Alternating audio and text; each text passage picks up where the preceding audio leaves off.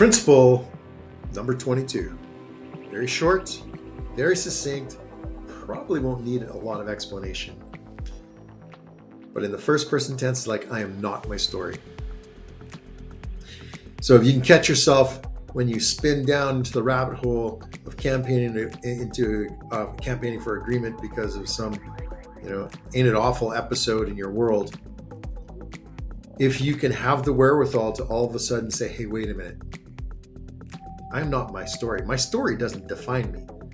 My past doesn't define my future. At any one moment, I can choose, because I can't stand up or sit down at the same time. I can decide. And I must decide if I want things to change. Because one of the insane things that people do is keep expecting others to change in their relationships, hoping that it gets better. Never, ever coming across things that just maybe, if they change the settings inside themselves, that what's reflected back to them might change as well. So I'm going to assure you that you are not your story.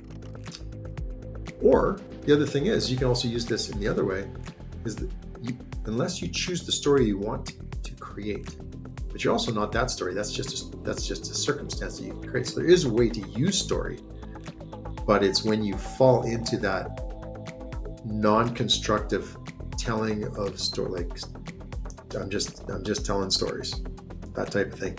That whole idea, maybe not so great, because you are not your story.